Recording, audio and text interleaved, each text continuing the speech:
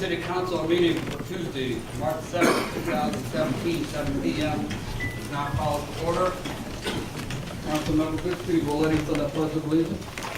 I pledge allegiance to the flag of the United States of America and to the republic for which it stands, one nation, under God, indivisible, with liberty and justice for all. Thank you.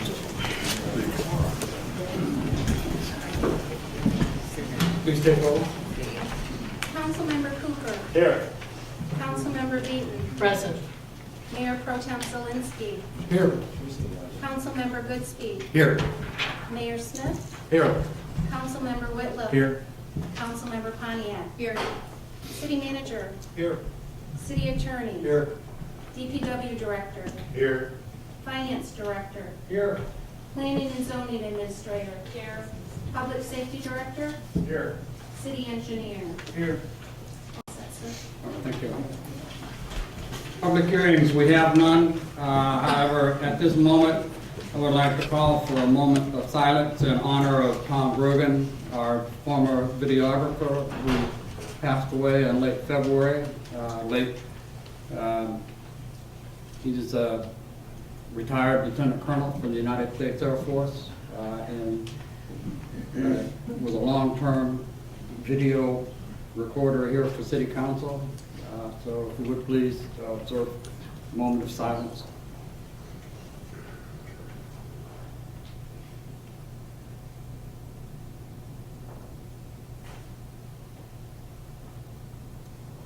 Thank you. It's good to see a full house here tonight. Welcome, everybody. Public hearings, we have none. Citizen comments on agenda-related items. Individuals will indicate if they wish to speak to agenda-related items, come to the podium, and there will be a 5-minute limit. Is there anyone that wishes to speak on agenda-related items? Yes, sir.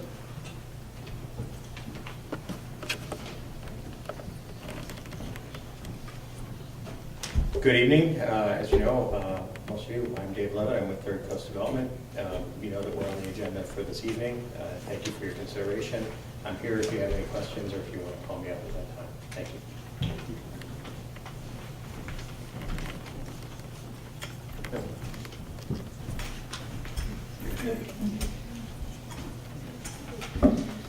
Good evening. I'm here in my capacity as the Executive Director of the City of Manistee Housing Commission to share some information that with council members that may or may not be relevant to an item on your agenda, specifically the item related to the pilot request for Third Coast Development. My statement is not a commentary on the worth or the value of the project. It is specifically information about the Housing Commission only. The Housing Commission Board of Commissioners has not discussed the proposed project in any manner, nor has the Board of Commissioners been asked to express an opinion. The U.S. Department of Housing and Urban Development has changed the unit designation of Century Terrace in Harborview from service to the general population, that is, any adult over the age of 18 eligible for the public housing program of the U.S. Department of Housing and Urban Development, back to senior, those 55 and above, and disabled. Thus, we immediately have 167 units of public housing back in the market for senior and disabled housing. How has this happened? When for years citizens were saying that Century Terrace and Harborview were built for seniors and disabled. I'll provide some more information during my annual presentation with you on March 20th, but I'll give you a brief overview this evening. HUD informed the Housing Commission in 2005 that the public housing inventory system maintained by HUD listed all of our units for service to the general population, and that none of our units were designated as senior or disabled housing. The information was contrary to operational procedures at that time for Century Terrace and Harborview. HUD informed us at that time that the previous administration of the Housing Commission failed to comply with regulatory matters, and that the designation of our units for general population could not be changed. HUD further informed us that if we failed to comply and place only senior or disabled individuals in Century Terrace or Harborview, the inventory system would set off an alert in Washington and notify the field office in Detroit, and we would be notified of our failure to comply. Failure to comply would also involve fair housing, since it would be discriminatory for us to keep eligible general population families out of public housing in any public housing unit under our inventory. Therefore, having been properly informed by HUD of the need to change our operational procedures then, and having reviewed the HUD inventory system ourselves to verify the information, and having our funding since then and to this date under the designation of general population, and having finally been alerted that we were being monitored, the CMHC Board of Commissioners and myself have chosen to comply with the directive. Fast forward to today. Federal procurement regulations have changed. They've been updated. And we've needed to update some of our procedures and our policies for compliance. HUD informed us that the foundational agreement between the City of Manistee, HUD, and the Housing Commission, known as the Annual Contributions Contract, was of the old form and that we should update to the new form. I began the review process of the Annual Contributions Contracts. One minute. Okay. Well, let me then just skip all the way to the end here. Right now, Century Terrace has 73% occupied by senior and disabled, 87% at the Harborview Apartments. We have 20 families at Century Terrace and 3 that are not senior and disabled. No family will be evicted because they don't meet that qualification. They will be rehoused or moved by attrition naturally, or other things that happen in leasing of units. We have 22 families on our waiting list that are qualified for senior and disabled. We should be at 100% occupancy senior and disabled by the end of the year for Harborview by August, end of the year, January 2018 for Century Terrace. Thank you. Thank you. Mayor Smith.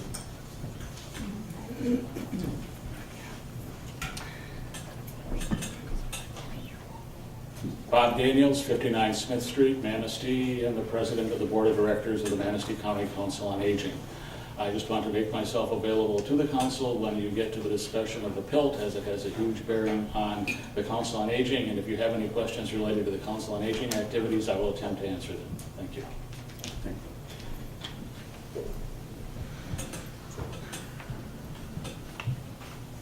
Is there anyone else that wishes to speak on agenda-related items?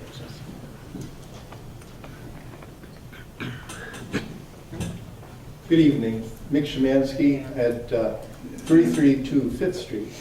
And I just wanted to state to the people here that I believe that the project that is going to be presented for the senior center is truly worthy of our city. I think it is going to have a great benefit.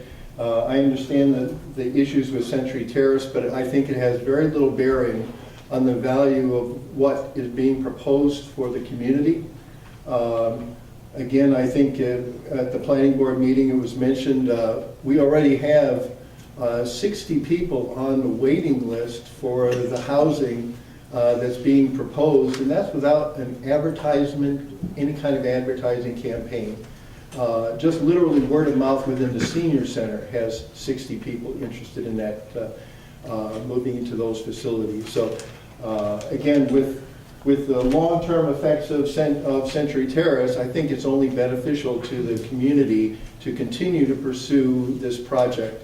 I believe that there is great benefits to the city at large from having this. And again, my experience is that very rarely do you ever see an opportunity come along where there's such a win-win for the community and for the seniors by having a senior center that could be self-sufficient because of the partnering that has been developed by the developer with the grocery and other factors. So I would hope that, that the chamber and the board would be favorable in this proposal. Thank you.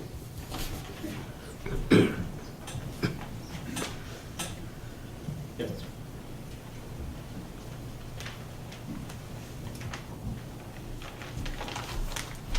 Good evening. Thank you for the opportunity to talk. Jenny Pelton, 329 First Avenue. I spoke earlier today in support of this project. I believe with 37% of our county population seniors, many people in this room, many people that volunteer and are active in this community, including myself, who would be eligible to live in that project. The many facets of the project, I think, would be, again, like the gentleman just said, a huge asset to our community. The green spaces, the general use of the project, I look forward to learning how to play pickleball so I can play over there. There's so many facets that have been really studied. I've actually looked into the Third Coast Development Group. Looks like a very good group of people coming in with done their homework on the project. And I think that we have many seniors, possibly some in the room, that are looking to downsize, which means that then we would have real estate inventory, which we are definitely in need of in our community, for bringing new people into town, young people, plus just having had the experience with working with MISTA, which MISTA funds are going to help this project. MISTA is a good organization, and I think we need to use the MISTA funds now before they dry up.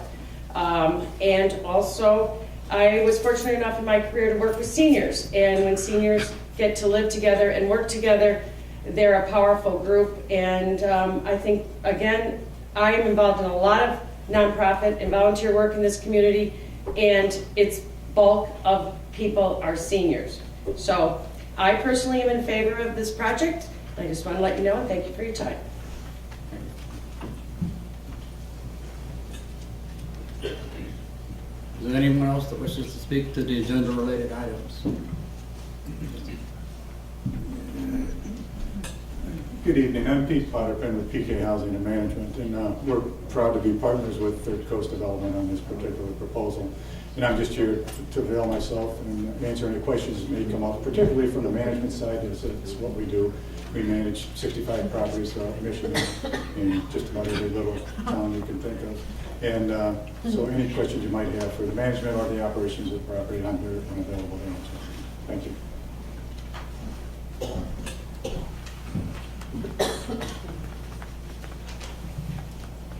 Does anyone else wish to make a comment?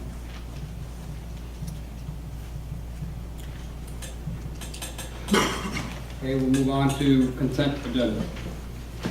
All items marked with an asterisk are on the consent agenda and considered by city manager to be routine matters.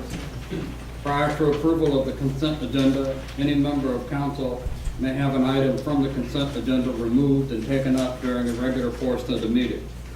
Consent agenda items include approval of minutes, cash balances, revenue and expenses, notification regarding next work session. At this time, council could take action to approve consent agenda items as presented.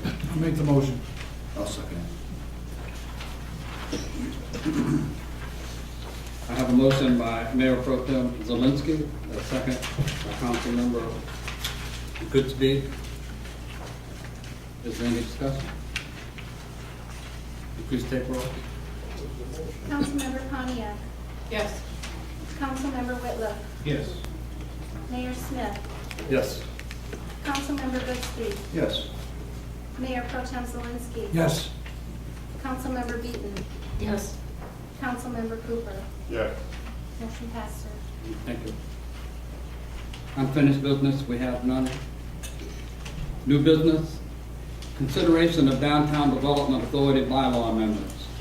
On February 23rd, 2017, the Manistee Downtown Development Authority approved several amendments to their bylaws with the assistance of the city attorney.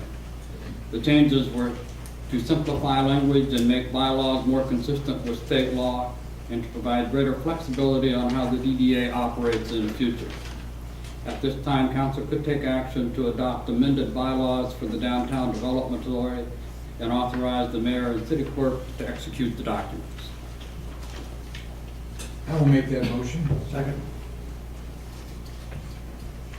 I have a motion by Councilmember Whitler, a second by Mayor Pro Tem Zelinski.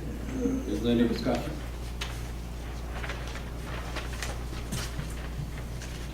Mr. Seller, you've reviewed these documents? I have worked with the DDA director and also met with the DDA. A lot of them are really changes made to conform the bylaws to both our ordinance and the state statute. In reviewing those and discussing them with the DDA board, I think they're changes that council should approve. I think they're appropriate. Okay, you don't see any problem with it? I don't see any problem at all there. Any questions or further comments? Please take roll. Councilmember Beaton. Yes. Mayor Pro Tem Zelinski. Yes. Councilmember Goodspeed. Yes. Mayor Smith. Yes. Councilmember Whitlow. Yes. Councilmember Pontiac. Yes. Councilmember Cooper. Yes. Motion passed, sir. Thank you. Consideration of a contract for River and Oak Street valve replacement project. The Water Department has determined that replacement of the gate valves at the intersection of River and Oak Streets is of high importance to maintain water quality and fire suppression capabilities. Pfizer Group has publicly advertised the project with one bid received. Elmer Crane and Dozer at $57,095. Funding from the Water Department's repair and maintenance will be utilized. The city attorney has reviewed and approved the contract. At this time, council could take action to approve the River and with Elmer's Crane and Dozer Incorporated in the amount of $57,095 and authorize the mayor and clerk to execute the notice of award and agreement. I'll make the motion. I'll second it. I have a motion by Mayor Pro Tem Zelinski, a second by Councilmember Goodspeed. Is there any discussion? Yes. With only one bid being received, how do we know this is a good price or a good number? I just want a little background from you on Joe on that. The number is pretty close to our original budget estimates that were determined between our water department and the city engineer. We did make the allowance to upgrade the piping from a 10-inch to 12-inch. It changes in that intersection. We're not sure exactly where. So we've kind of taken the worst case scenario there and erred on a $5,000 side. Also the fire hydrant that's in there. We had actually planned on replacing the fire hydrant, but there's about $10,000 of expenses to removing all the curb and gutter, the brick pavers, and restoring all of that. So that it's in line with our budget numbers. We actually sent this, we bid this project twice. Okay. And the first time we bid it, we still had one bidder, but we had bid out multiple worst case scenarios. The water department was able to work with the engineers to get that down into a cleaner package, and then we listed some of those items as alternatives. So the pricing came back much more favorable this time, but we still only had one bidder. We went through the process, notified every contractor that does this type of work in our region, in Northwest Michigan. I've only heard from a couple of them. They were concerned. First of all, it's a small project. Everybody's very busy right now, but they were also concerned with the high pressure and the critical nature of these mains. So some of them were a little bit nervous about it. We're very comfortable with Elmer's and their capabilities. Okay, thank you. How much work have they done for us before? What's that? Elmer's, how much work have they done before? Something recent? They did the entire 12th Street, or the entire Cedar Street reconstruction project. That was in the $4 million range. A lot of the work that was done on that, probably $200,000 worth of work was done on the 12-inch main that runs up along First Street, same type of work.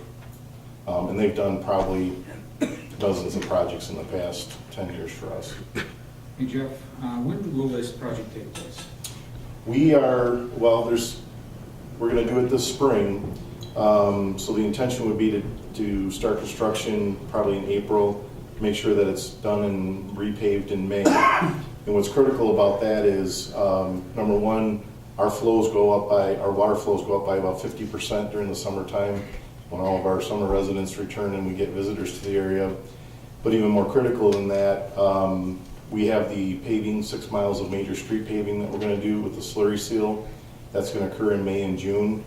And so when this project gets patched, there'll be a new surface that covers it right back up down River Street. And we've got a pre-construction meeting set up for that the end of this month. So it'll be done, it's scheduled to be done ahead of that paving work. And we're gonna reuse the pavers, or? Yes, they'll just be reset. Okay. Mhm. All right, thank you. And the hydrant's gonna be replaced? We will replace that hydrant. That hydrant's about 60 years old, so it just makes sense to replace it with a new hydrant while we're working in that intersection. While I was reviewing the material, I heard the nasty word lead, read the nasty word lead. I think we regularly check for lead in our water, is that not true? We do. We are in full compliance with the lead and copper rules, the EPA lead and copper rules. So we do sampling, I believe, on a 3-year cycle. I believe we were in a very low percentile, so not even close to the areas of concern.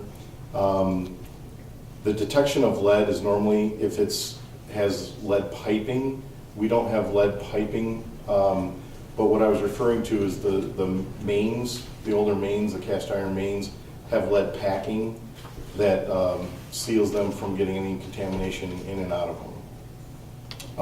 And the phosphate treatments that we use for anti-corrosiveness also coat the inside of our mains so that there's no direct contact with water.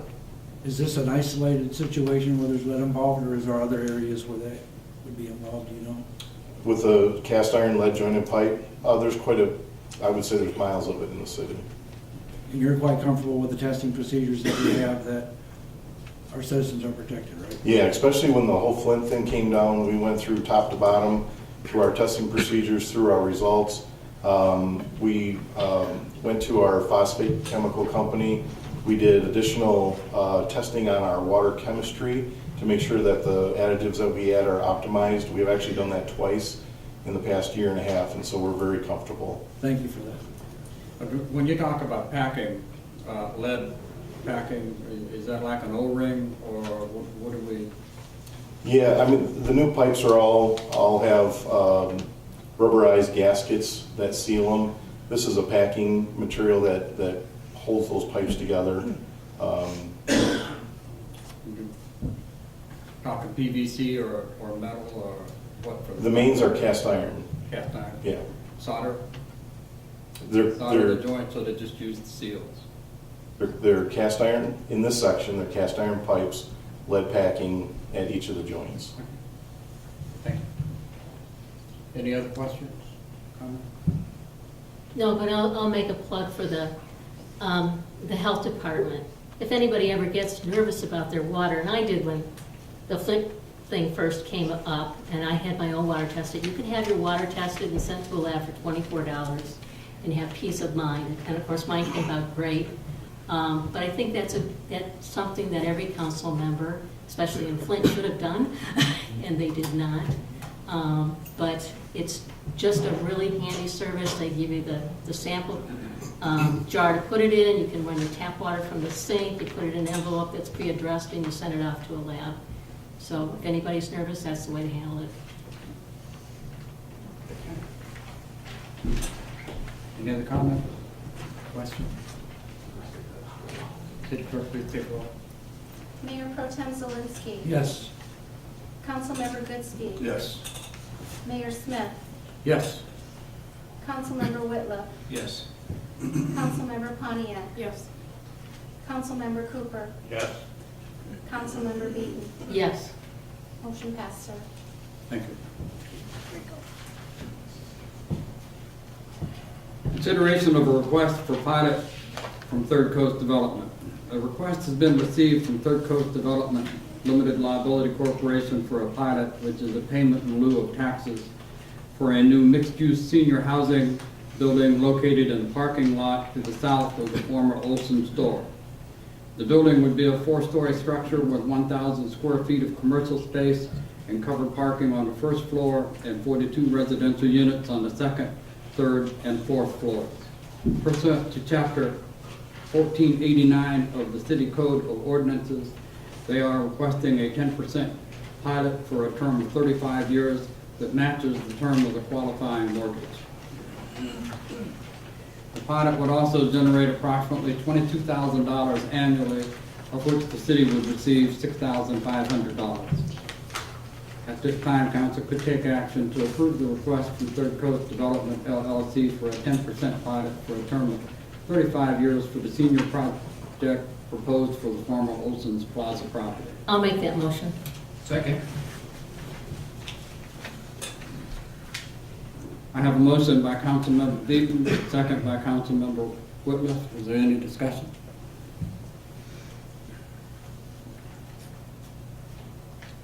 No discussion?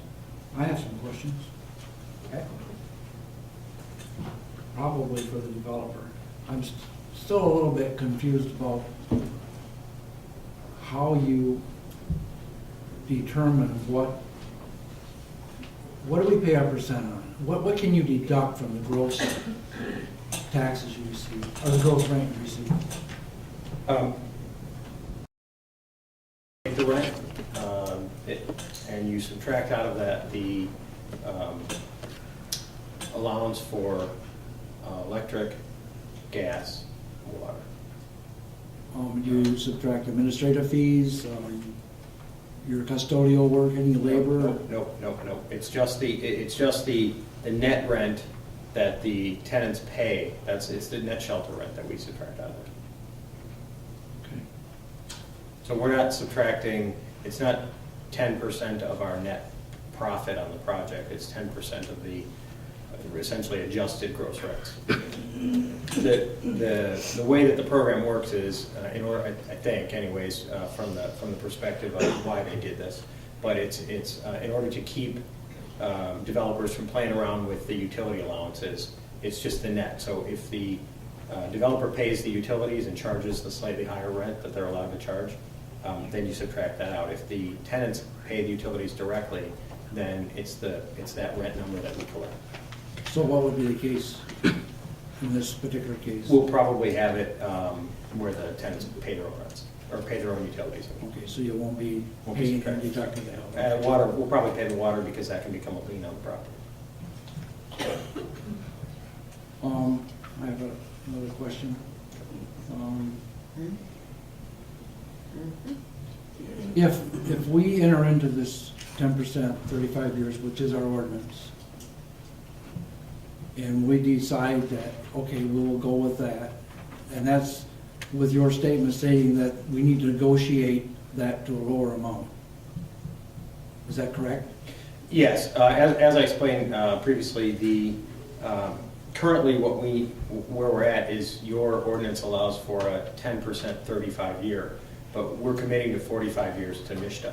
So we need you to change the 35 to 45, just so that we're not in a position where we're not allowed to collect appropriate taxes, but we're required to pay them, full taxes, I should say. Okay, so you've made it pretty clear that you can't, it's not feasible for you to operate with a 10% 35-year project. Right. Okay. So through the negotiations or through work sessions and we decide, well, we can't do 4%, you're out of the picture then, right? Right, so tonight we're doing, as we discussed, we're here asking for this because this is what you're allowed to give us. But as we've discussed in prior meetings, the project really needs to be at a lower level for the payment in lieu and at a 45-year time period. So we're in a situation where in order to get the application in, we have to check this box for a pilot right now. But we are hoping to come back after you've had your work session and your further discussion on the issue, and come back and have the pilot reduced. And we've supplied our economics so that you can see what the situation is. But as a developer, you're willing to continue that process, expend your money. Correct. We're taking a risk. With a chance that it may not go through. Yeah, we're actually taking a fairly significant risk, but in good faith, we think this is a great project for the community, and we think that everybody will understand that, and so, yeah, we're actually taking a bit of a risk right now.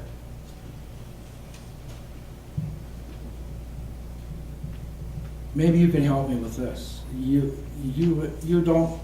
don't think it's feasible at a 10% payment of taxes? Yeah, correct. Okay. Then what would make it feasible for the city? What would make it, you're Why asking would, me- if it's not feasible for you at 10%, why would it be feasible for us at 10%? I'm not I'm sure. sorry. I'm trying to get at, you're the professional. You have decided that a 10% pilot won't work for you. And I'm trying to decide if it won't work for you, would a lesser amount work for me, for the city? That's what I'm trying to figure. Well, it's hard for me to know the city's direct costs, but it's our understanding and in our conversations with your staff members that the amount of additional, if I said wear and tear on the city services, will be less than the amount of revenue even at a 4% case that's generated. We're talking about space today that the city collects about $185 a year in taxes on, and even in the 4% case, we're talking about the city collecting a minimum of $2,700 in taxes. Thanks, appreciate it. Thank you. I've got some questions.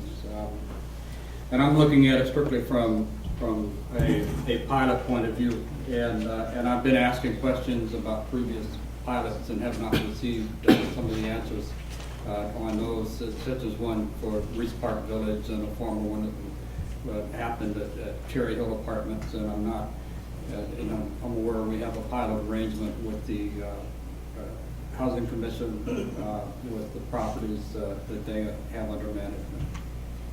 The pilot program range in different periods of time and are often a substantial discount from the actual tax revenue. I've asked the question on this particular development, what would the tax look like on the development if it was a taxable entity? And I get a number of $242,000 a year for the projected tax value. When I look at a pilot at 10% projecting approximately $22,000, that's less than 10% of what the tax revenue would be. I also look at Manistee City budget and look back in budgets where for the last 7 years we've been negative on our tax revenue as far as income to the city and have struggled financially to maintain the increasing cost and come up with money for our street maintenance and borrowed money to buy vehicles and such because there wasn't enough cash available. So, you know, I'm looking at the whole pilot process in the last meeting, the issue of changing the ordinance on pilots was tabled until our work group next week and will be brought back up on the 20th. So I think maybe Mayor Pro Tem Zielinski's looking at, you know, if it's not good for you at a certain level, and I'm looking at what level is it good for the city. At 4%, if we come back and go to 4%, we'll be talking about even less revenue coming in. And I believe I've seen several different numbers for the current tax on the property. I think I've seen 54,000 once and 58,000 another time. Does someone know what the real numbers are right now for tax? I think that's in the memo. Just to clarify, the current taxes, we're not asking to remove the current taxes on the whole property, it's just on this. I'm just looking at what we're getting right now in tax revenue from the property versus what we will potentially get in a pilot payment instead of those taxes. Well, currently, and Ed had this information in the memo to council, that currently that area that they would build this proposed project on. Phase 2 or phase 1? It's the housing. Part of phase Just the first housing building. It's still phase 1. Yeah. Well, It's the first housing building, what we're talking about. There's some confusion as to the phases. So for the purpose of the rest of the discussion, let's call phase 1 the senior center, Phase 2, the first housing building. Phase 3 would be after Dollar General or Family Dollar leaves, whenever that is. That would be a potential for a Phase 3. So I think for the purposes of this discussion, Phase 2 is the senior housing component, the first building that we've been talking about. And I think that's where that's going. Yeah, and basically, that's going to be built on what is now a parking lot. And the assessor came up with a value, and in essence, the city would be, currently right now on that asphalt parking lot, we get $190 in taxes. And then the DDA gets $285. So we're less than $200 that we get right now for that plot of land that they're going to build. And to clarify, I don't know what the fully indexed, if you will, taxes on an $8 million plus building would be in town. If it's 242, that could very well be the correct number. We had done a calculation of about 160. But as I explained before, we're collecting annually because of the rent restrictions that we have with this program. We're collecting $225,000 in taxes. So paying anything close to 242 is clearly not possible. 150 is clearly not possible because from that 225 or $230,000, we have to subtract all the operating costs and all of the taxes and maintenance and insurance and pay the mortgage and those types of things. So I understand. So we're limited to our taxes based on what the residents are limited in terms of being able to pay us. I understand, and I've looked at the spreadsheets and stuff. Now, there's a MISTA tax credit involved in this process, and I've dealt with tax credits before. So and I asked you about that last Thursday when we met. The tax credit is at what value? $7 million?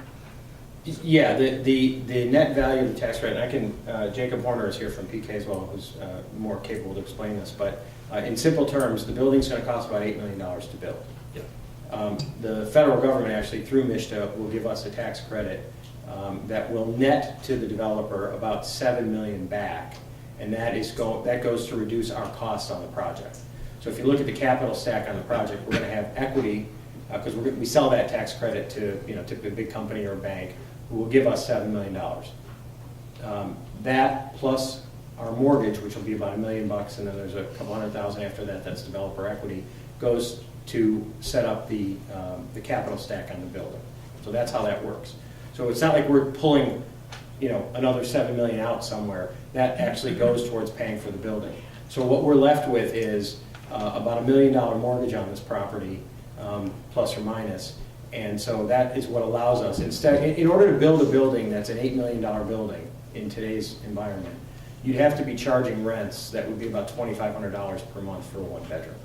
And since we don't think that that's feasible, and it certainly isn't feasible for a large percentage of the population in the county, we're using this program to make those units affordable. And the way that the federal government and MISTA make those affordable is by reducing our mortgage value, basically, reducing our costs of the project out into the future. So essentially, and it's not exactly this way, but essentially all you end up paying is a little bit of mortgage and the operating expenses, and that's what the rent covers.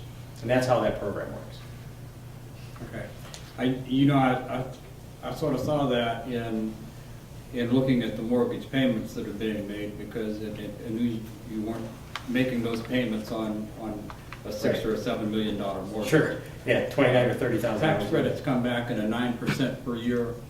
Actually, the way that yes and no. It's a fairly complex process, and again, I'm gonna if we want to dive into that detail, I'm going to ask Jacob to come up here because he's really the expert on how those work. But essentially, those tax credits go 9% per year to the buyer of the credit. So if for example, General Motors is the buyer of that credit, or Chemical Bank or somebody like that, they'll get that credit 9% of the value of the property, of the capital investment per year for 10 years. That really doesn't come to us at all. We'll get the money that we're using to offset our costs will come to us shortly after the building is completed. So we'll do a typical, so just so you understand how this works, we're gonna go out and sign a mortgage with unlimited personal guarantees. So I, Dave Levitt, will be on the hook for an $8 million mortgage. If I screw that up, I'm on the hook for an $8 million mortgage. So we have to follow all these processes and procedures very clearly so that we don't end up with that liability ourselves, because we know we're only limited to getting $200,000 a year in, or 250-ish, 225 in rent. So we go out and we get a regular construction loan, and we build that building just like we build any building, and we follow all the same codes and all the same rules and regulations. And then once we get that building occupied, complete the building and get occupied, then we file some paperwork with MSHDA, and then they issue the credit, which then goes to the tax credit buyer. So it's really a public-private partnership where the federal government gives a credit to a for-profit company, and that for-profit company, in exchange for that credit, gives us the money to reduce the cost of this. So the good news is that, essentially in a direct way, U.S. taxpayers don't come out of pocket for this type of housing. But it's done through a public-private partnership with us, MSHDA, the federal government, and the tax credit buyer. That may be more technical than a lot of people would like, but I like the explanation. And I think it's important for people to understand that there's a lot of dollars that come into play here from different parties. Yes. You're on the hook essentially for $1 million plus in actual mortgage, and then the tax credit to the rest of the obligation, that you have to meet obligations to receive those tax credits. Correct, yeah. So until we meet those obligations, the first round, we're on the hook for $8 million. Then we're on the hook for $1 million. And then in 45 years, when the compliance period is over, then that's when we would no longer be, and as I've said before, it won't be me, but so the owners of that building then will have the ability to do what they're going to do. We were discussing this earlier today with our partners at PK, and they've noted that for the most part, when a senior project is built, they go on forever in perpetuity as senior low income.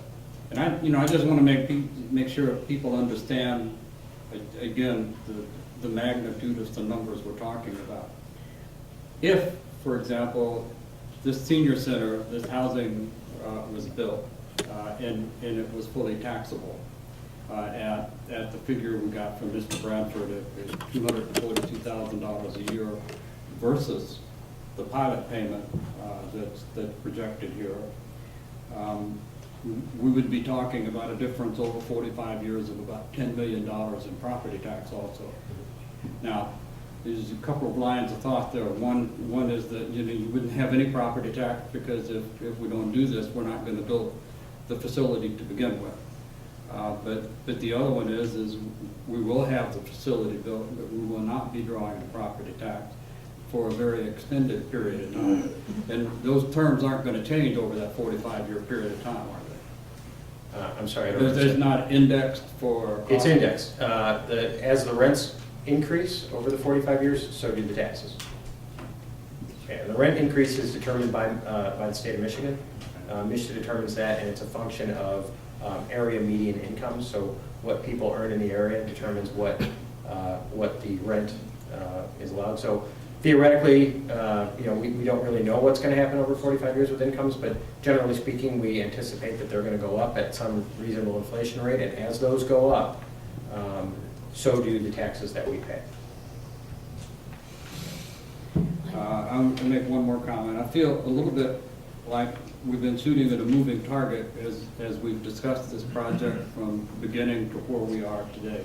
Are you pretty firm in the 100% low income at the $22,140 income level at this point? And I know for the double occupants, it's about $25,000.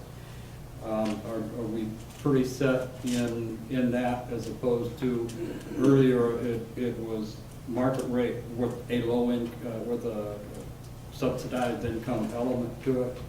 And even before that, the senior complex itself, the Council on Aging unit, was separate from the housing unit, and now if we don't do one, we can't have the other. Right, so yeah, let me address that. In the first situation, as it relates to the relationship to the senior housing facility, we've pointed out that we're going to spend about $2.9 million getting the senior housing facility correct, and we have a letter of intent with MCCOA to sell it at $2.75.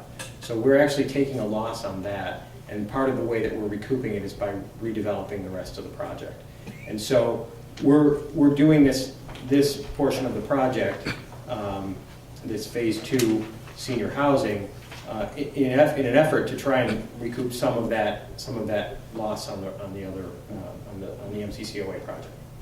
And that's, as I explained in previous conversations, we're not doing this out of the goodness of our heart. We're doing this because we think that the whole project and the whole thing makes sense.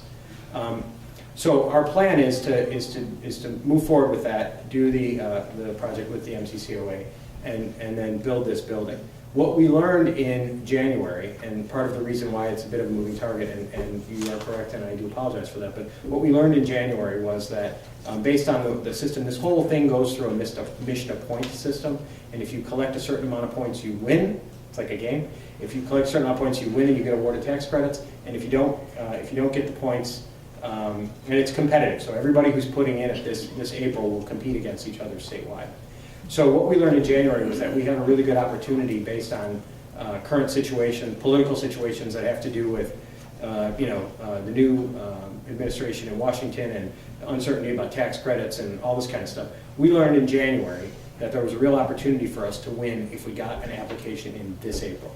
So it caused us to have to sort of step on the gas in a way that we weren't necessarily going to do. So that's really what drove some of this, hey, we got to move fast. And I'm very appreciative that the city staff was so willing and understanding on that. And they should be commended for this. They did absolutely yeoman's work in pulling together all this information and getting everything from us in a timely manner so that we could get the PUD approved and we could get this pilot application in and get everything we needed so that we can make application this April. And the good news is that with this, assuming that you support us tonight, we'll be able to make that application, and we feel very good about our ability to get the appropriate amount of points and win on this one.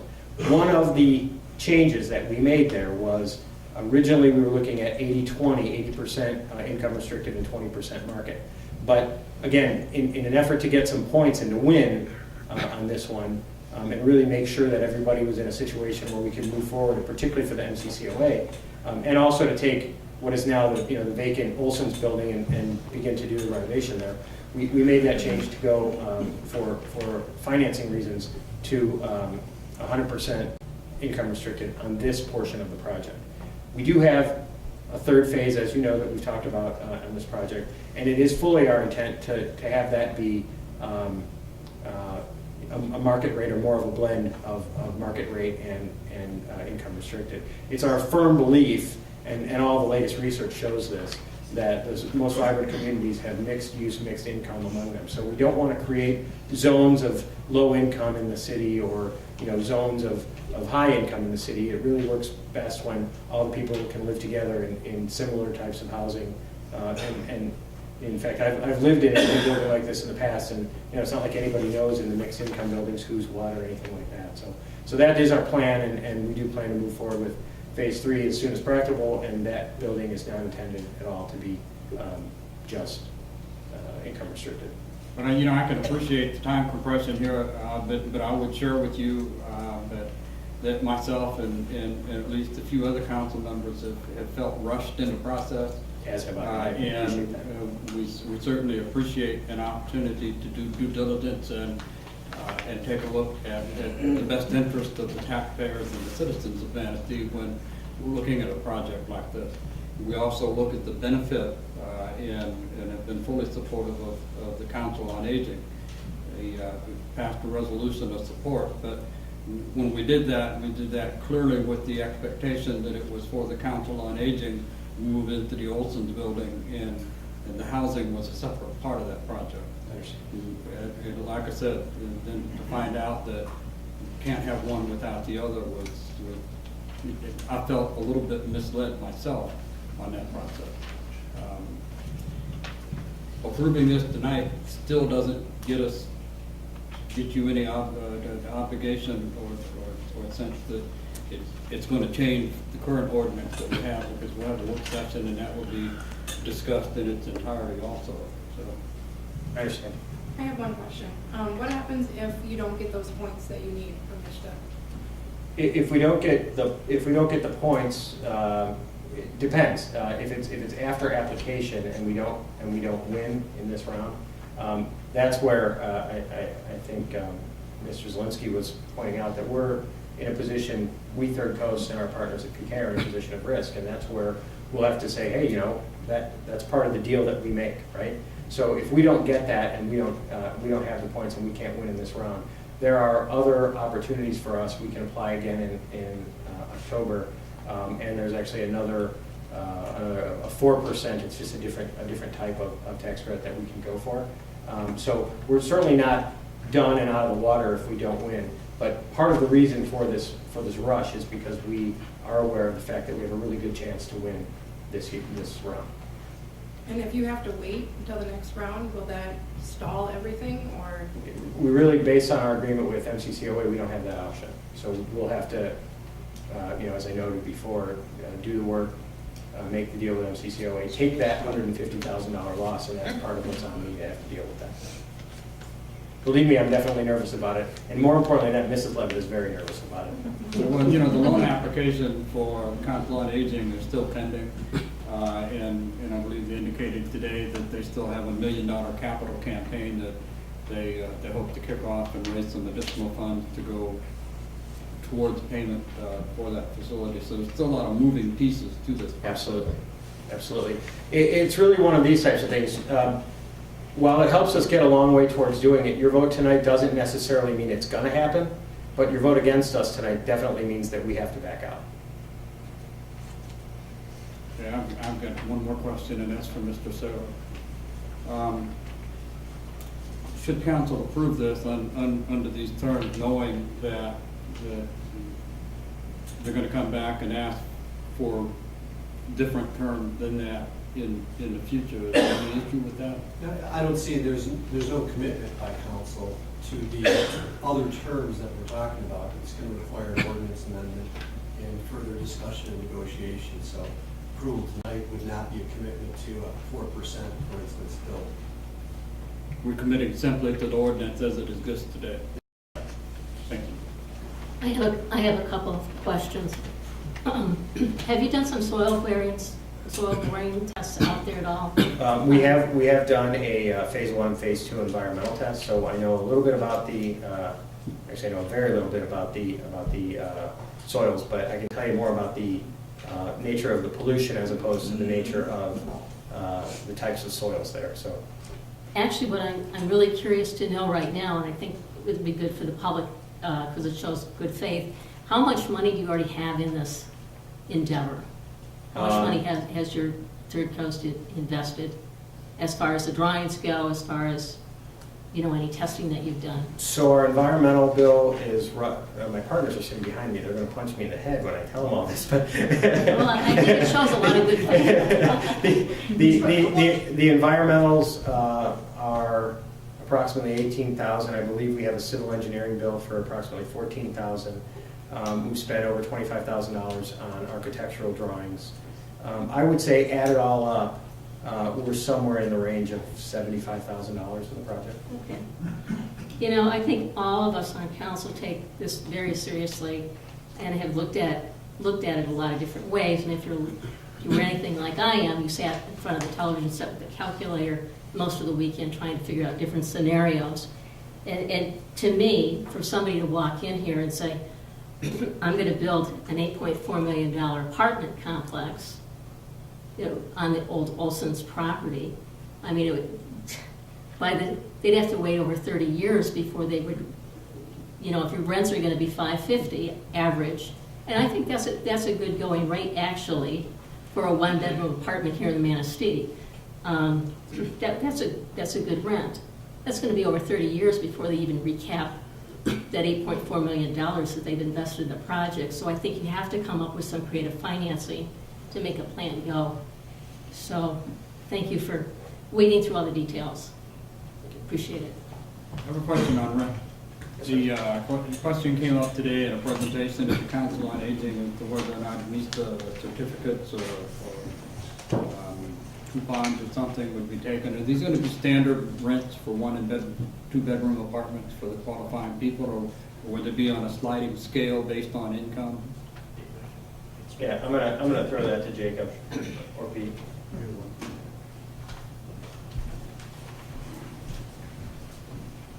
Good evening, my name is Jacob Porter with PK Development. The rents that we have set right now are a little bit different in terms of income levels. Right now we have 42 apartments total. The vast majority of those are rented to persons making 60% or less of area median income. And so the maximum rent, the rent that we're charging on those 60% AMI folks that are living in one bedroom right now is $519. And then on the two bedroom is $620. That's just what we've projected. So that's before the utility allowance comes out, right? Right. So, no, that's net. That's net? That's the net that we're projecting. So it may be somewhat higher or lower than that, but that's what we're estimating right now. So Is it that based on the 30% rule that Mista uses? Correct. Net income? Yeah, so that's considered, so for example, for a 3-bedroom household making 60% area median income, that's $20,800 a year $28,800 a year for a 60% person. So if they were renting a 1-bedroom apartment, they would pay $519, or a 2-bedroom apartment would be $620. And then we have, so that's the majority of the apartments, and then we have 9 apartments that are rented to folks making 30% of area median income or less. And then we have 6 units that are 40% or less. So 15 out of the 42 are targeted for those folks making lower incomes. This is just what we're running in our projections right now. So the actual maximum is slightly higher than the rent number I just said. So we're actually stepping down from 60 to 40 to 30. There are some units in each of those. There are some units in each of those categories. There's six units would be rented to folks making 40% of AMI or lower, and 9 would be rented to folks that are making 30% or lower.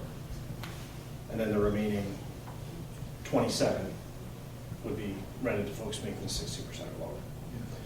In terms of vouchers, we typically do accept vouchers. Section 8 vouchers, if a person has one, we will typically accept that. But I do want to just speak to the gentleman from the Public Housing Agency earlier. This isn't a development where the tenant's rent is subsidized unless they come to us with a voucher, which the Housing Commission gives out those vouchers or administers that program.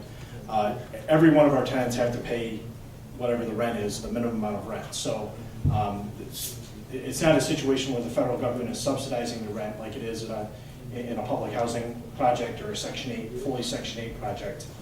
We will accept somebody that has a Section 8 voucher, but that's tied to that person, not to our development. So in our case, none of our rent is subsidized by the federal government unless somebody comes in with a voucher. Thank you.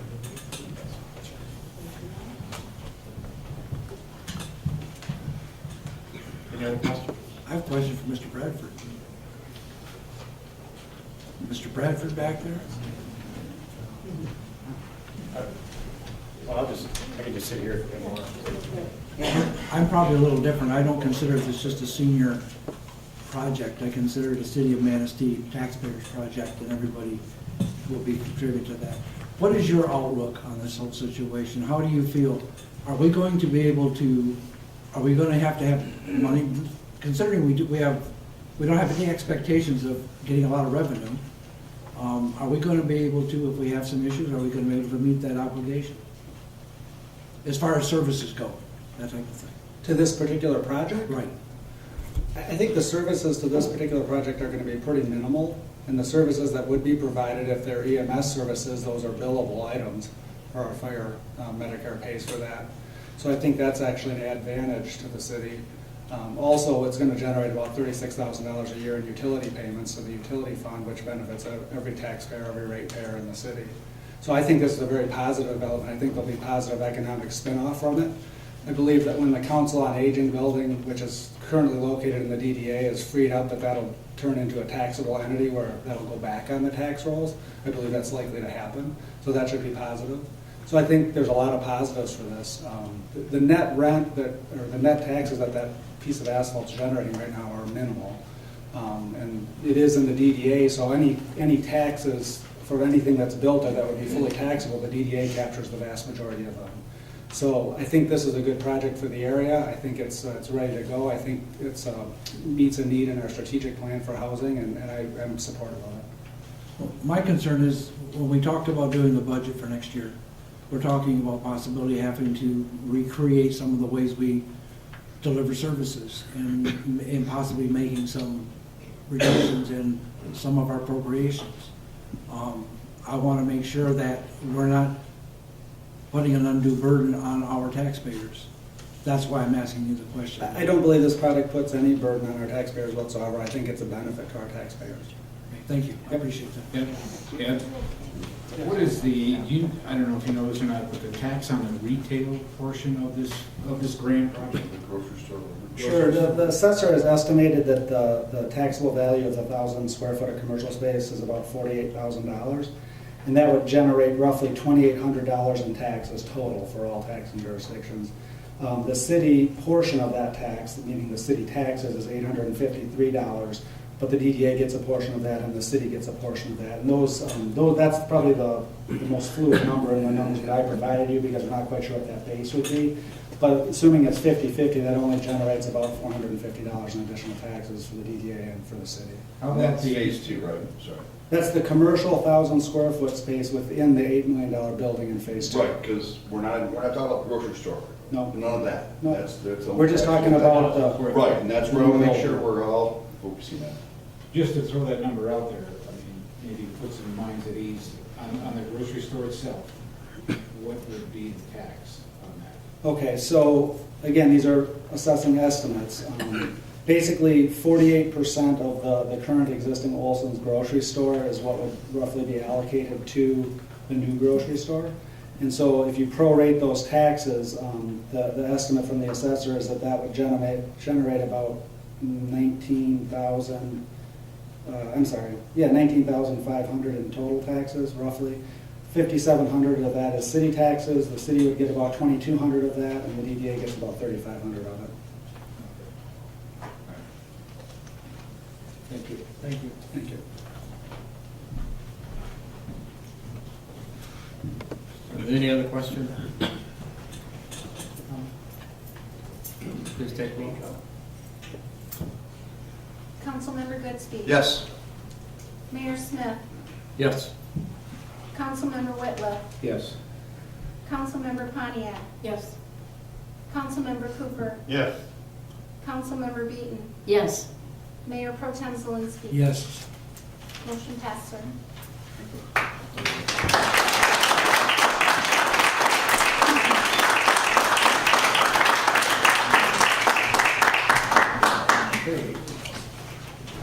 Notices, communications, and announcements. Report from the Manistee Recreation Association. The regular part of each city council meeting is a report from a cooperating agency, organization, or department.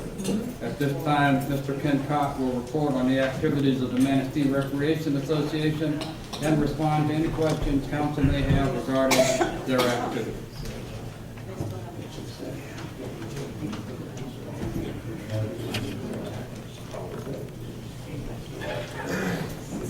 Comes in.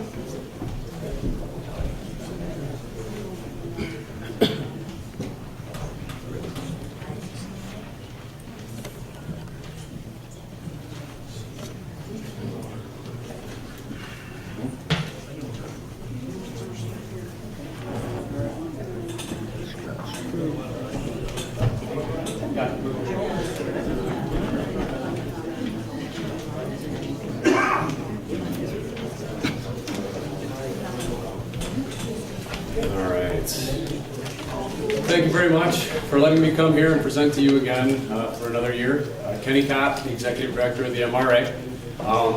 We are celebrating our 75th year in the City of Manistee and in Manistee County providing recreational opportunities. So it's kind of a milestone year for us. I'm very excited to be a part of it, and I'm hoping to continue on here for another 75 years throughout Manistee County. So we'll get started kind of just going over a brief PowerPoint listing 2016 and kind of a few things that have happened in the past year.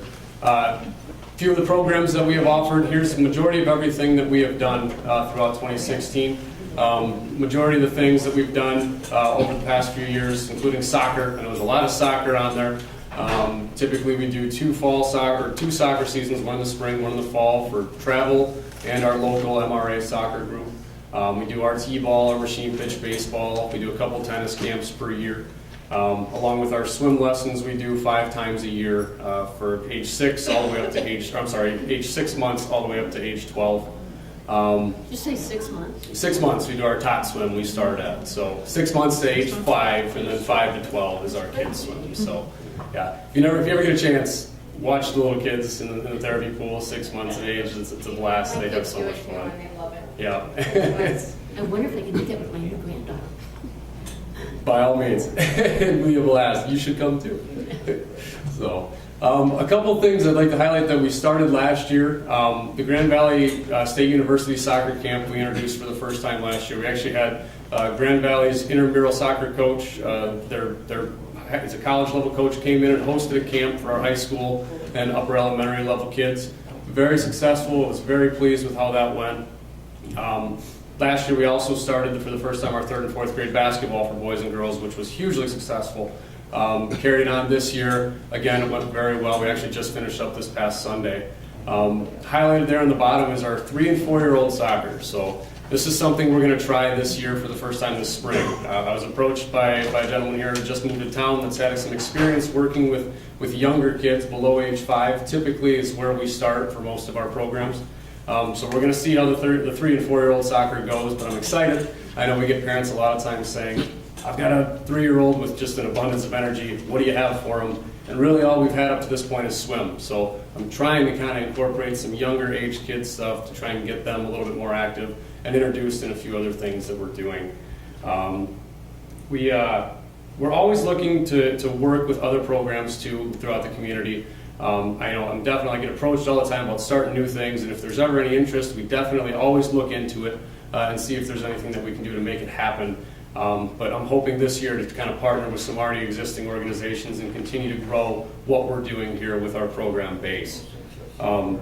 Overall participation, total participants from 2015 to 2016 went up from 777 people to 826. And overall program registrations went up from 1,410 to 1,522. So in 1 year, we had a pretty big jump, and I attribute that mainly to the few programs that we added, but we also had an excessive amount of participation from our already existing programs that we hadn't had in previous years. So very pleased with that. In the city alone, City Manistee went up to 326 people, up from 299 people in 1 year, and overall participation or registrations went up to 593 from 535. So increase in the city as well as everything that we've done all throughout the Manistee County as well across the board. So good increases in the past year. Does this reflect unique individuals or individuals that register for more than one program? That's what get double counted or triple counted? Or? Not in the participants aspect of things. So it's 826 individual people participated. The program registrations, though, are the multiple people. That's where we get the 1,500 to come from. A lot of the kids, especially the kids, do multiple MRA activities throughout the year, 3 to 4, at least. So that's where that comes from. So community involvement, just highlighting a few of the things that we have worked with in the past. The Kiwanis group, we've worked with them for numerous years. They help with our tennis academy that we do in August. They also help with the baseball field we host our machine pitch league at. Financially, they give us money to help run our tennis camps. They were very generous this past year to help us continue to run that for many years to come. Council on Aging, I know there's a few people here. I work with Sarah and Jeannie a lot to try and get some incorporation there. We do a punch card system with our Deepwater aerobics class. So basically, anyone that's part of the senior center can sign up through us. We keep track of their each session they attend on a punch card, and then I send that to the senior center, and they cover the fees for that. So it's a really nice program, and it helps trying to get some more of the seniors out. And another program, if you ever have any interest, is that Deepwater aerobics class. It's challenging, but it's a lot of fun. It's low impact. You're suspended in the water with a belt, and it's a really good workout for anyone of all ages. But it tends to be really good for the seniors and older adults just because of the low impact on the joints. So just to throw that out there. The Payne Aquatic Center as well, we host a lot of our swim programs there. Anyone that is a member at the Payne Aquatic Center does get a discount on their program registration fees through us for that. So just another incentive to try and get people to go out and use the facilities, the amazing facilities that we have there at the Payne Aquatic Center. I mean, it's really something special there. Volunteers, I have at least 150, and that's just the people that I had either volunteer to coach or referee or something along those lines that I have documented. Not counting all of the extra parents and siblings and other kids that just came along and helped out at a practice or helped coordinate a game for that day or anything like that. But my estimation is we're well over 200 people every year that come in and try and help volunteer for these programs. Manistee, Bear Lake, and Onekama schools as well. We host programs at all of them. We're not quite out in the K&D area as much as I'd like to be yet, but I'm working to try and expand our reach out that way as well, because there is a large group of kids that would really benefit from a lot of things that we're doing. The 31 community sponsors, I'll actually go through that here in a second, but one thing we do every year is our Charles Shadle Award. We recognize those that contribute significantly to the recreational quality of life throughout Manistee County. So that could be financial donations, that could be volunteerism, basically anything that helps support the recreation in Manistee County. For 2016, we chose an individual award. The winner was Ann Smith out of Bear Lake. Ann Smith is just basically centers her life around running. She works at Bear Lake Schools. She helps out with the Girls on the Run program, or Falling for Fitness program, which we help host here in Manistee too. It's like a fun run fitness program. She helps with Bear Lake Onekama track, volunteers for all those. She helps coordinate the Manistee National Open 5K Invitational they run every year in the fall. And basically anything at all that she can be involved with to help get kids and adults of all ages running and active, she does. So we thought she was a very worthy candidate this year. And then we picked one business or organization in the community as well, and that was Lynx Body Shop this past year. I think Lynx Body Shop is 76 or 77 years they've been in Manistee County, so they're just a little bit older than us, or just below us, 1 and 2, we're a couple years apart. They've helped not only support soccer throughout Manistee County with their kids that are playing, them as coaches and volunteering to help out with everything. They've donated money and support to the Manistee baseball and softball programs, as well as not recreation related exactly, but they've donated a lot of money to different community organizations. Jaws of Life, I know they did a lot with the flags at Veterans Memorial down by the beach. And just, they said, their motto is, if we can help out and give back, we want to help out and give back. So the board and I decided that they'd be a very worthy candidate for this year for the business award for the Shadle. So moving on, here's a list, logo list of all of our sponsors that we had in 2016. As I mentioned, we had 31 plus, and that's basically, we do get help from other sponsors, maybe not financially, or businesses that do contribute to us. So they didn't necessarily get on the list, but they are considered still a sponsor of our programs because they are helping us out, assisting us in different means. Last year we had 12 solo sponsors, meaning that they paid the highest amount to become a sponsor for us, and they got their logo strictly on the back of this team of their choice to sponsor for that season. That's I think we only had more than 4 or 5 in the past few years. So really in the past couple of years, we've seen a big jump in the people and the businesses in the area that are willing to contribute and are really getting behind what we're doing and seeing the importance of the MRA and how much they can impact us as well and help the community. So this year we're actually in the middle, kind of winding down with our sponsorship campaign for 2017, but we're right on par to hit that mark again, and I'm hoping to actually exceed. We've been contacted by a few new people that are looking to get involved, and we just want to know some information on it. So definitely hoping to continue to keep the community involvement as much as we can with these sponsors any way possible. One big thing that we do, one of my favorite things the MRA does, is we provide scholarships out for anyone that may need assistance with registration fees. So if they have financial restrictions, or maybe mom lost a job right now, they're just having a hard time making ends meet, or dad's get hurt and can't work at the time. Doesn't matter what the reason is. If they fall within a certain range, it's 150% of the poverty line for Michigan.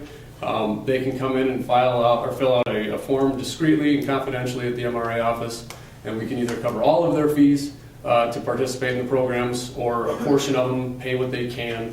whichever way it goes. But no matter what, we don't want financial means to be a reason why people can't participate in our programs. So doesn't matter where you live, doesn't matter what it is. There's only a few programs that just don't qualify for us because we don't actually provide them. We just kind of help, like Crystal Mountain, for example, we just help organize it with them. But we want that not to be an issue. And in 2016, we provided 71 scholarships totaling $2,515. So pretty much right around that level is where we're at each year. But it's really good to know that anybody that came to us didn't get turned away due to financial means. It's one of my favorite things that we do, and I'm very grateful that we're still able to offer that to our citizens. This is a wonderful chart. I was looking around online trying to find some good research, and I found this chart. And I thought I'd include it here and just kind of present it. It basically kind of gives a little cycle here of what happens when children are physically active as they're growing up. They're less likely to be obese, they have better test scores, less risky behaviors, they're more likely to go to college, and then as they get older too, it kind of goes up into the adulthood. They get better earnings when they get their jobs, lower health costs, they're more productive at work. And then the best part, I think it'd be better if it was more of a circle actually, but those young people, those kids that grew up being active and had that establishment throughout their life, grow up to be active adults and then teach their kids down the road to become active when they're younger. And it's this wonderful cycle that comes through and not only establishes good health, but all these other benefits as well that come with it financially and productivity and everything in the workplace. Really neat little chart. I just thought I'd share that, kind of show the importance of what we're doing, establishing these bases with these youth in the community. Some of the other benefits, for things that we offer, I see these almost on a daily basis with a lot of the kids that participate in our programs, especially from the start of a season for a sport or program that they've never tried to the end of it. They have more self-esteem, they're more disciplined, they have more focus and dedication to the stuff that they're doing. It doesn't matter what program it is. They learn how to be a team player. And they learn how to deal with disappointment, in many different ways, whether it's a little win or they, didn't score a goal that game or their team didn't win. Either way, they learn how to deal with it and they learn to grow up and that way they can take that as they grow. Respect is another big one. And growing up in Manistee and being a part of the MRA as I have so many fond memories of this organization from when I was a kid. And these are things that they take with them as they grow up. And all the way through it. On the bottom there too, we're more than just recreation. And this year it seems more than most. I've been talking to a lot of the teachers and parapros in the area for the local schools. And they keep coming to me saying, how can we be more involved? How can you be more involved in local schools? Because they see the kids that participate in our programs compared to the ones that don't. And there's a lot more than just, athletics and healthy establishments for physical activity, but the kids that do participate in our activities tend to have better behavior in school. They feel more accepted because they are a part of something more than just kind of like being at school with these other kids. It helps them with sometimes they don't get the establishment at home or they have the establishment at home but they don't like to follow it as much. Our programs help kind of get that acceptance level and bring them together with other kids. And I'm really doing my job. I'm trying to get out as much as I can to the local schools and get our word out more than we ever have. In fact, I'm driving around all day tomorrow, dropping off forms and reminders and little sheets to hand out to every kid, K through 5 in every county school. I'm just trying to get our word out there a little bit more because I do realize the benefit of this program and what we do for these kids. And I really want to make sure that we are doing everything to get our reach out there. So, on that note, be happy to take any questions. I wouldn't go too fast or try not to take too much time. But I have a question. Please. Hi, Kenny. Hi. How are you coming with finding a spot to rent over at the Youth Armory? Are you still looking at that? That is still up in the air at this point.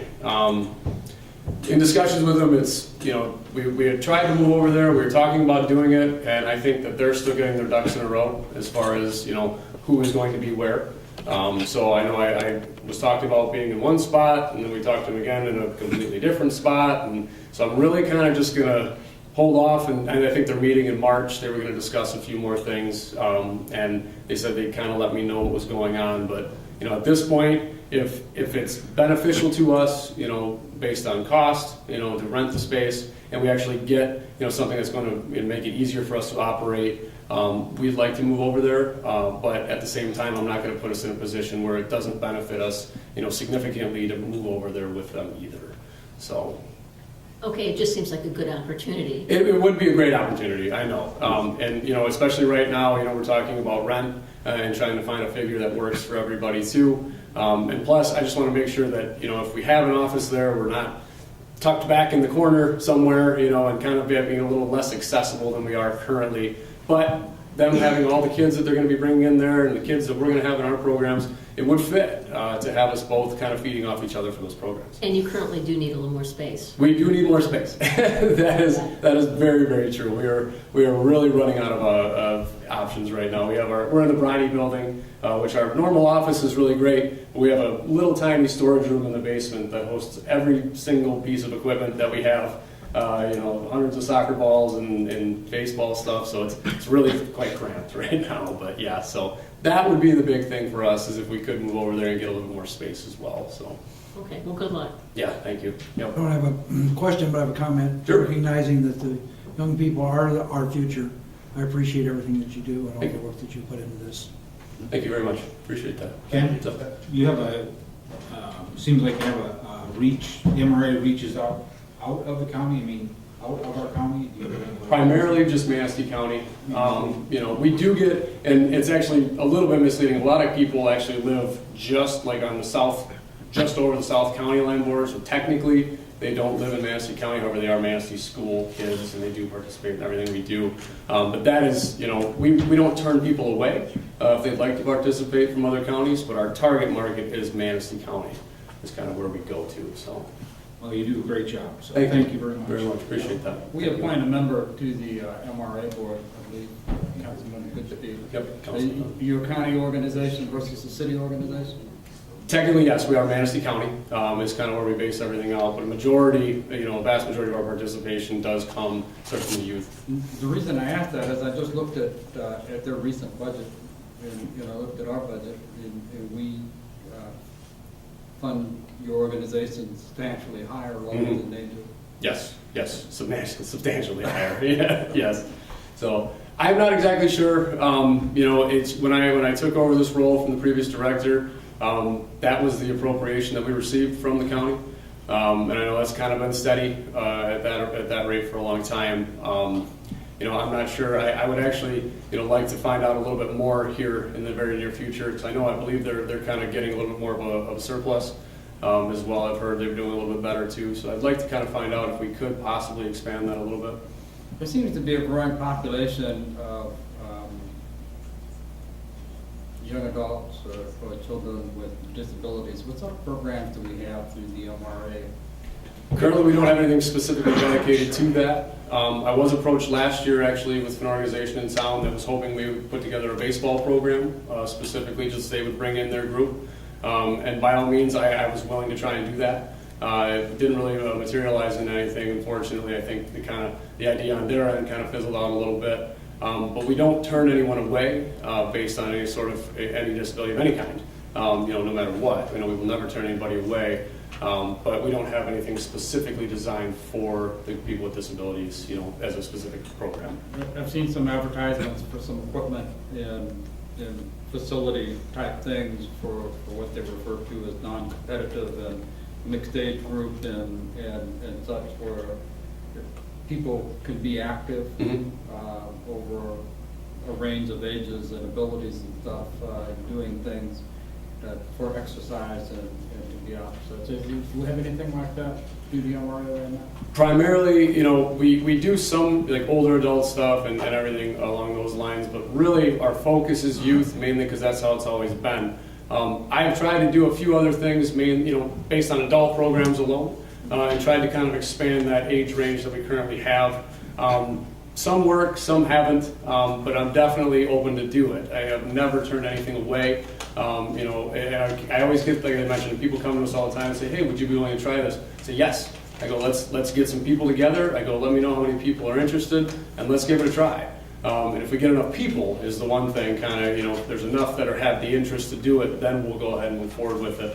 A gentleman came in and wanted to do a senior softball program this past summer too, and they didn't have enough to do like a full league, obviously with just seniors, but they ended up organizing. We kind of helped them do a drop-in softball down at the beach. They did that. As far as specific programs, I'm willing to go that route. We just haven't had anything really come together as much for that right yet. So, Well, I appreciate your enthusiasm and the energy you bring to the. Thank you. MRA. I really do enjoy this. I enjoy being back in Manistee, the hometown. I love the people here, and this organization really was almost a perfect fit for me. I really enjoy doing it. So Glad to have you back. Thank you. You've done a very good job. I've got 4 kids now, and 3 of them have been raised in the MRA. Right now, actually, one is ending her swim lesson. Okay, yep, So yep. it's a very big thing for the community. Thank you. I appreciate that. So if there's one program, and I tell everybody that you're going to do for your kids, it's the swim programs. Especially living in Manistee, where you're not more than 2 minutes from a body of water of any kind. Teach them how to swim. I'm telling you, it's payoff and dividends, lifelong too, not just for the kids, but you got to know how to swim. So it's a great one. So 2 of my kids actually started out at 6 months. So it helps. Yep, it really does. So, questions? Anything else? All right. Well, thank you very much again for letting me present. Have a wonderful rest of your night. Thank you very much. See you.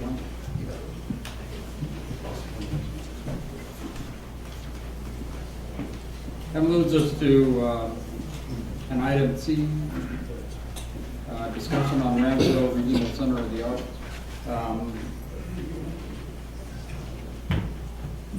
There's a copy of the agreement, contract with the Ramsdale Regional Center. How much of that we need to discuss tonight, or whether it would be more relevant to move it to the work session next week for discussion? Well, it was put on the request of a council member to talk about the Ramsdale Theater.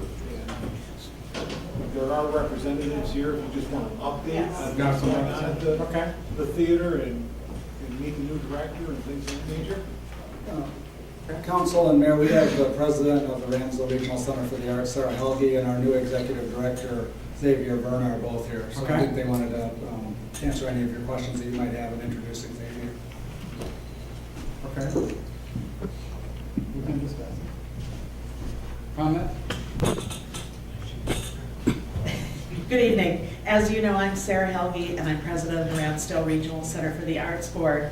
It's been a year now since we 7 citizens began meeting, and thank you for the lease that you granted us in July of last year to run the Ramsdale facility. We've been working very hard, very diligently to meet our broad goals of more quality programming and reaching the goal of becoming more financially sustainable. One of the requirements of our lease with you was to take on the responsibility of hiring and paying our own employee as opposed to the city having an employee working there.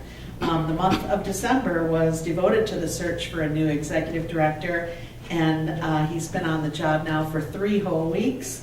And at this time, I am very pleased to introduce you to Xavier Verna, our new executive director.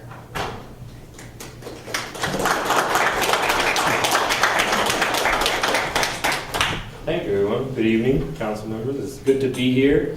I want to again thank you for your support for the organization. Being here the past 3 weeks has been very encouraging, meeting members of the community. I'm encouraged by the spirit that everyone brings and the future that holds for the Ramsdale. So I'm excited for what's ahead, and I look forward to making great things happen in the city and in the region. I don't know if anybody had questions or... Give us a snapshot of the future. What do you got planned? Snapshot, okay. I think that we're currently really focused on, I am definitely focused on bringing quality programming to the Ramsdale. We do have a multifunctional building. I know we have a theater, and we recognize the Ramsdale for that purpose. And I think that it's important to recognize that there's other spaces that can be utilized for things like art exhibits. We have classrooms that could be utilized for things that involve education. And I think that a lot more can be done to engage the youth and the adults and anybody in the city. And I think that it's important to recognize that in our name, the Ramsdale Regional Center for the Arts, it's important to understand that that is a big responsibility that I'm willing to take, and it's important to think about how Manistee can become relevant in the region. And so for the Ramsdale to become a place where we're making quality programming accessible to the region. Thank you. Very well said. I have a couple questions, and maybe Sarah can answer them more readily, or somebody else on your board. I'll take any help. I had an opportunity in October to visit City Hall and sit down and read the minutes of all of your meetings from the inception of your board through the end of October, where you meet once a week, and your meetings run anywhere from 2 to 2.5 hours long. One of the things that I learned a lot by reading the minutes, but one of the things that I am most curious about is you've been trying to plan a major fundraiser, and it's gotten bumped a couple of times. So I'm wondering where you stand on that, because that's going to be an important part of your fundraising initiative this year, I'm sure. Yeah, it was originally planned for October. It's just been bumped once, but it's going to be Saturday, May 6th. It's going to be a gala event with a show and dinner. It's going to be a lot of fun, and I hope to see you there.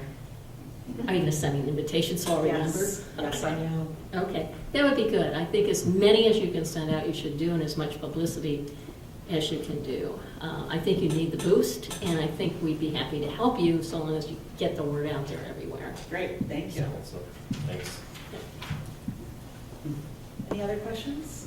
I have a comment. With the new lease coming up, the current lease calls for the city to have a representative, a voting member on the board. And I believe that Mr. Bradford has been associated with all the different iterations of management for the Ramsdale for a number of years.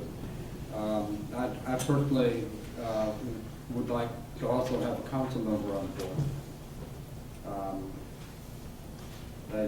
If for no other reason than to have some interaction from that council member to the rest of the council as to, what's going on with the Ramsdale stuff. We read the financials and we see those things, and that's what Mr. Bradford is focused on.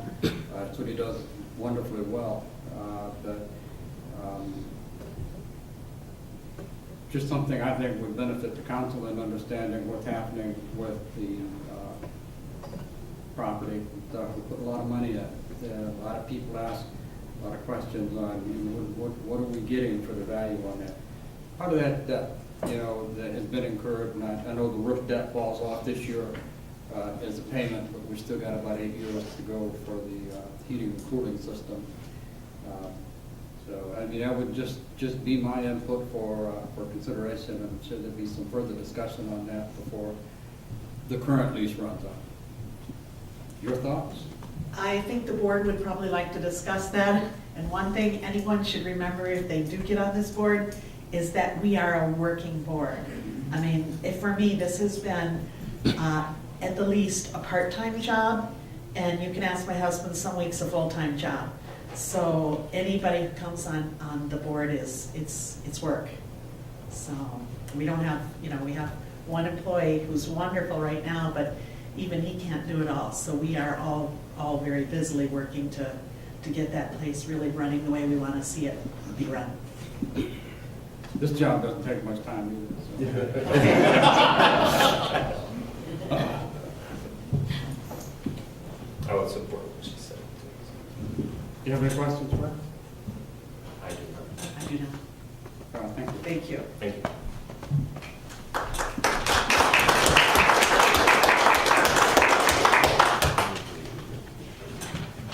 Now we come to concerns and comments.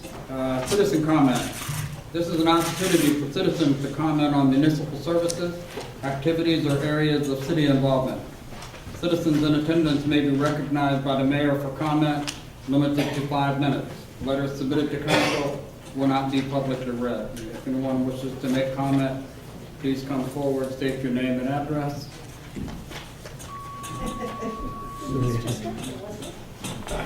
Xavier Berna. Is it the home address? Is that it? Home address, is that where you're requesting? Yes. 11240 Millark Road, Bear Lake. I just wanted to mention that we have an exciting performance coming ahead, and it's sponsored by Blarney Castle Oil and Company. Irish Night at the Ramsdale on March 16th. The show will feature 2 live bands from Ireland, and they are taking a tour and making a stop here in Manistee, so we're very excited about that. And so that show will start at 7:30. We are offering food and beverages at 5:30 in the ballroom, so drink and food tickets will be sold at that time. So just wanted to mention that and hope that everyone will come out. Our tickets are also sold through My North Tickets. Okay.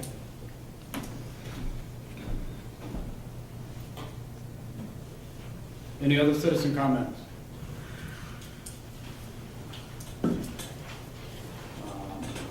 If not, we will move on to officials and staff. City clerk. Nothing, Your Honor. Nothing at this time. Nothing, Your Honor. City engineer.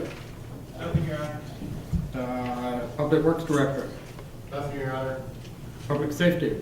Nothing, Your Honor. Thank you. CFO. Nothing, Your Honor. Thank you. Thank you. Nothing, Your Honor. Well, I have a few things. Okay. You know, I want to add something to the work session, if we can. I want to have a discussion on Century Terrace and Harbor View. I'm sorry that Clinton, I believe, has left. Very concerned about information that we have received. If you go back and you listen to our city council meeting of October 4th, he will lay out very specifically that he looked at the original ACA agreement from 1968.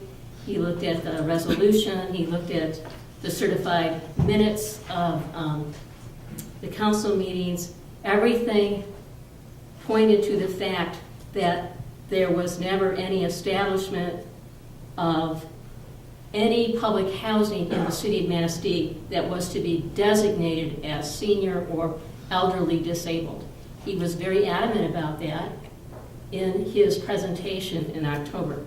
Now, given that it is now fast forward a few months ahead, and given the fact that somewhere in his tenure, he had discovered early on in his tenure that there were some units that were not on the designated properly. He had made a call to Detroit and was told that that all of the units should be as general population.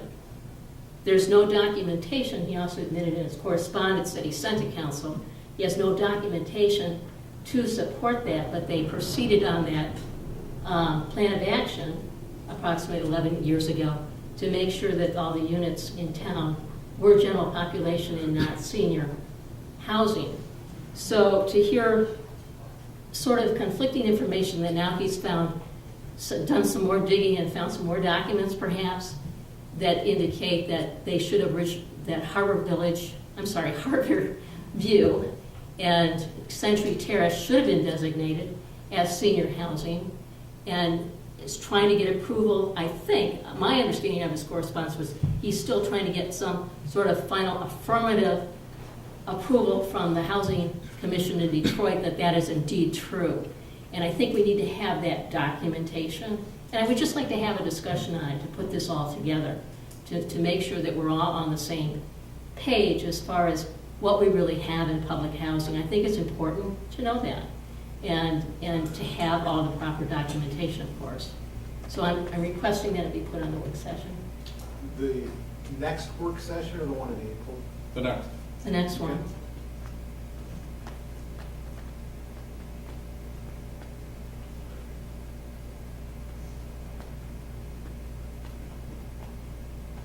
That's it. That's it? Well, I could talk about deer because I'm getting complaints about the deer. You know, I've heard of 18 of them at the end of my street just a little while ago, and people are going out and apparently there are people that are feeding the deer because they think they're nice to see and everything. But for dog owners, the dogs are waking up at 2 or 3 o'clock in the morning, they're barking at the deer. I've had more than one neighbor who has a dog who's complained to me about this. So it would be helpful if we could print in the newspaper on what our ordinance states about not feeding the deer.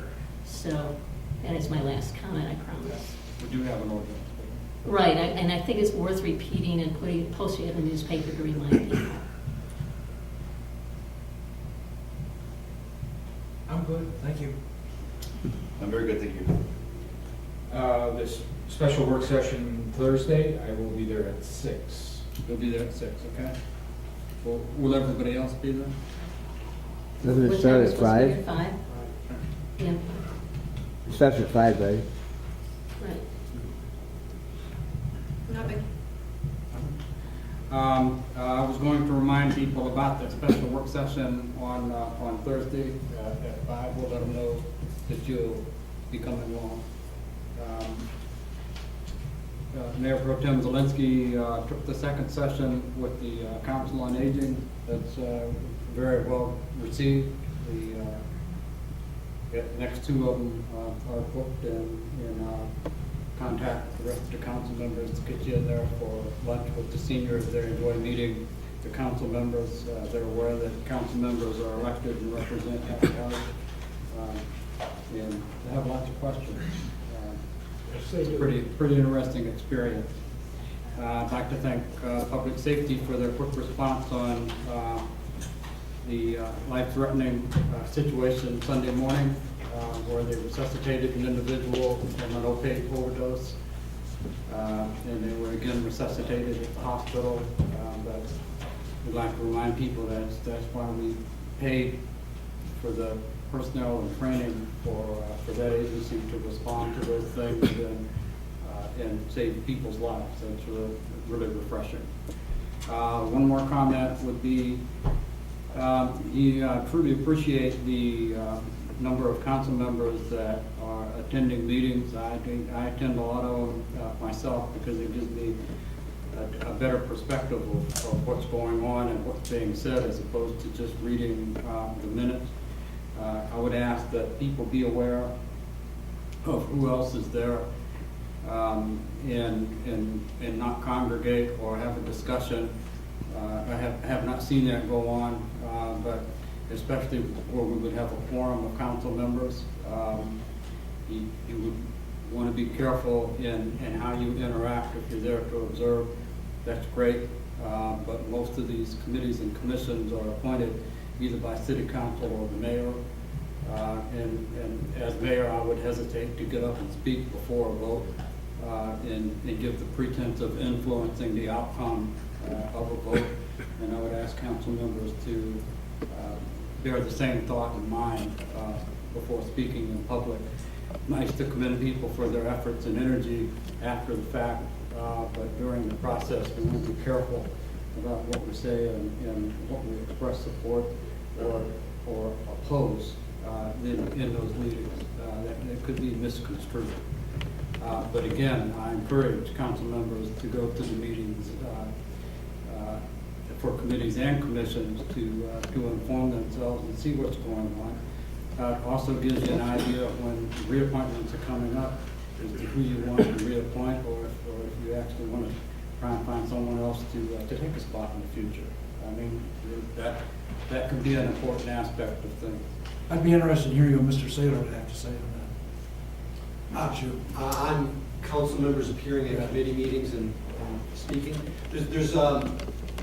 we generally have 2 concerns with that. One is what the mayor has expressed, that where you are appointing the members of the committee at which a council member may appear, such as if the mayor is there and expresses a position, does it create some situation where the members of that committee feel some sort of duress? That if I don't follow what the mayor is saying, am I going to be removed as a member of that committee? I think the other concern I generally have expressed with regard to council members appearing at a committee meeting is the Open Meetings Act.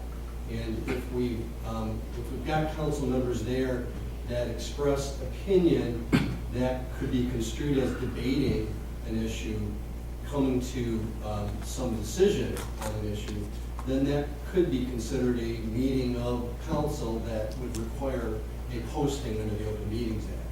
Where you appear at a committee meeting, and for instance with the Planning Commission, which sometimes we have council members that are on that commission, there could be a quorum present, and I'm not as concerned about that as if the council members at that meeting, separate from members that may be on that committee, but other council members who may be attending, publicly expressing their opinion that could be construed as debating an issue. That's what we need to be real careful of. But other than that, I mean, as council members, you need to gain the information that you need to make informed decisions. So I think that certainly there's nothing wrong in principle with attending meetings and getting that information. So. Thank you, appreciate that. Sure. That's all I have, unless anyone else has anything else. Motion to adjourn. Motion to adjourn. And I was able to get our council to dedicate monies